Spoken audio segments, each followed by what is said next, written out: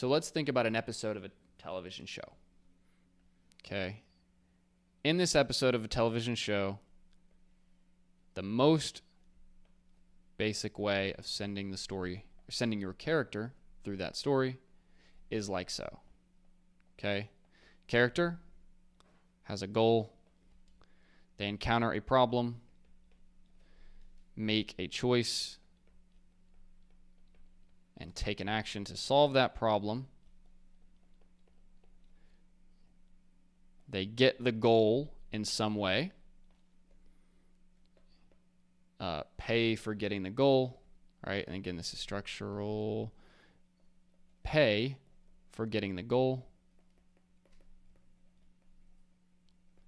And then essentially this is a huge problem, right? This 6 is a huge problem. This is what creates ultimately our climactic beat that happens here. Okay. The 7 is our climactic beat. This is where the climax happens, where your character where they make a pivotal choice and end the conflict of the episode.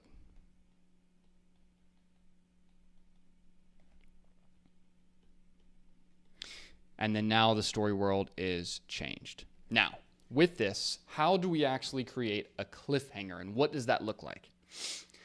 So there's a difference between a mini story of an episode cliffhanger and then a larger series or season cliffhanger, because we're leading into the next episode, okay? So each of your episodes should be their own full story.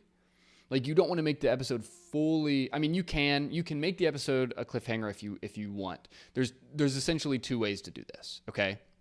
So if you want to make your episodes super cliffhangery, where every single time you interrupt what's going on and you don't give the audience their cathartic climax, then what you do is you chop your story here. You have your character, they have a goal, they encounter a problem, encounter an initial problem, right? This is your inciting incident. They make a choice or take an action to get over that inciting incident, get their goal in some way, pay for it wildly, cut to black, right? No climactic beat, no final action from the character to handle that problem. That's one way to do it. The other way to do it is, if you look at Breaking Bad and the Breaking Bad pilot, how that works is we have Walter. He wants to make money for his family. The initial problem is he gets cancer diagnosis. This is what forces him into action. So then he seeks out Jesse Pinkman to cook meth, right? And they're going to sell this meth to make money for his family. That's how he's saying what he's doing, right? He gets the goal, cooks a batch of meth to sell, right? Notice how this is clear progress for this, okay? What happens now is he pays for it. What happens? The drug dealers, Jesse's friends, right? And this is kind of also where setups and payoffs come in. We introduced these drug dealers earlier on in the story. Drug dealers come to kill them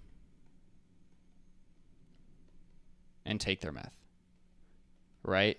And this is important because it's also showing this character, Walt, who is this regular guy, a huge problem. What it's actually going to take to do this, right? To cook and sell meth to make money for his family, it's going to take more than he realizes. And that's a big way that you can think about the 6, right? The 6 is that your character is realizing whatever they wanted or whatever they're trying to do is going to take a lot more effort and a lot more personal growth than they realized.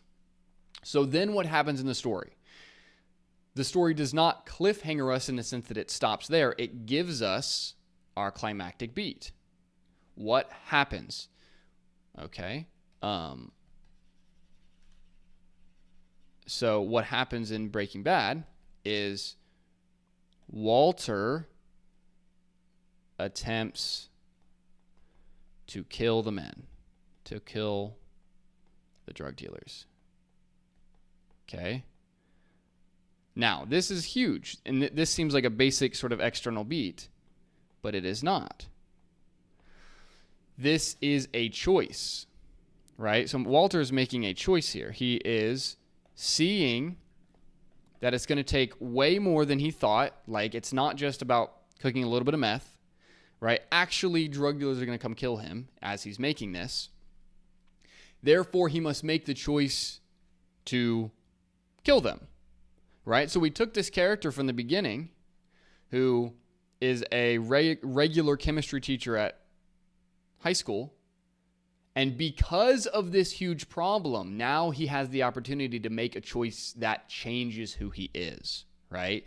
Because he specifically has this problem that presents itself, this unexpected problem that presents itself, now allows your character to go through growth, okay? So, continuing this back on cliffhangers, right? The story ends where Walter, the change is Walter, according to as far as he knows, has now has now become a killer. Right? That's the change. And this happens, like, we have our climactic beat, right? He locks them up in the RV, shuts the door, they freak out. It seems like they're dead. I believe one of them dies and one of them doesn't. Spoiler. But you don't learn about that until episode 2, and that's very, very important because we solve the immediate conflict for the episode in this climactic beat, right? But we still have a long way to go to get this goal, but we have solved the conflict of this episode. What was the specific conflict of this episode? The drug dealers came to kill him. This creates our climactic beat. He solves that. Now the story sends us into episode 2, okay? And in episode 2 starts with what to do with the bodies.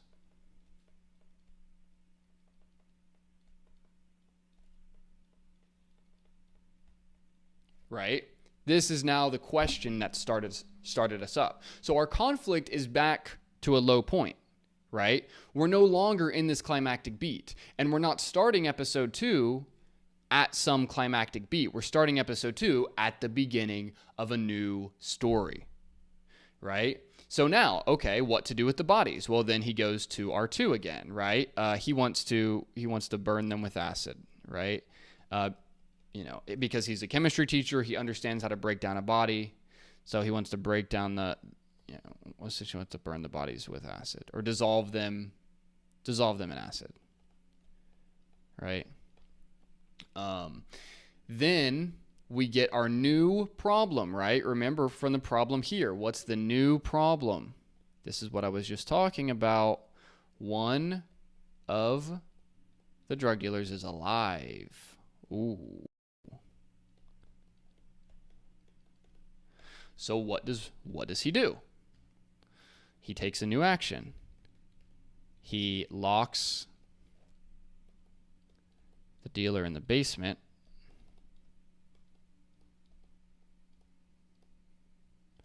with a bike lock around his neck. Pretty intense, right? Gets it with a bike lock around his neck. He's locking this guy in. And so then now essentially here, like, he still hasn't decided what to do, but now, the drug dealer is now detained, essentially, right? He is kidnapped at this point. And then we get the 6. Now this is where the drug dealer tries to appeal to Walter, being this character from the very beginning. Hey, you're a regular guy. You're a chemistry teacher, right? You don't have to kill me. Like, we can all just say it's okay. I'll go my way, you go yours. It's all good. You're not this guy. You're not a killer. That's what this drug dealer is telling to him, right? But then And that's part of it here, of like, now that he's kidnapped, now the drug dealer is making his case.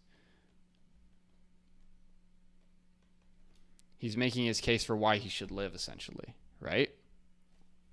He makes his case for why he should live.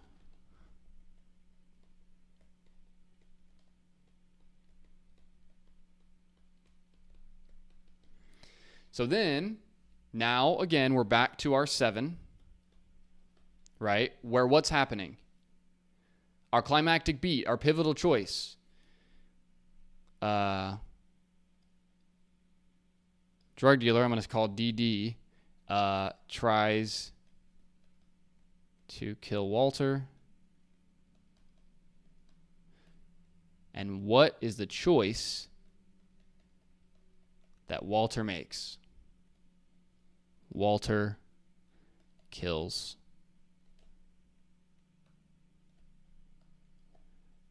Walter kills a man in cold blood. So notice the progression here, right? Notice the progression that's taking place, just to separate this. Notice the progression that's taking place in episode 2 than what we saw here. In the first episode of Breaking Bad, we watch Walter have to try and kill people that are actively trying to kill him, right? So the first go of this is, you could say, oh, well, he kills the first drug dealer in self-defense, right? But now, in episode 2, he's killing a man that he has kidnapped. He's killing him in cold blood, right? We're watching his descent here, right, into this new world, into the darkness of the business and the empire that ultimately will be created by Heisenberg. That's what we're seeing here. Notice how the story is creating these mini stories that ultimately are doing what? At the end of every story, there is a what? The 8. The 8 is the change. What has changed? What is changed in the story at the end here in this sequence, right? In this one episode, Walter has now become a killer. What is the change in episode 2? Walter has now killed a man in cold blood. And the more that you can do that and layer on these flows of character arc and drama and going forward, that is so much more powerful than having some cliffhanger ending right here that cuts off the climactic beat and the fundamental change from each of your episodes, right?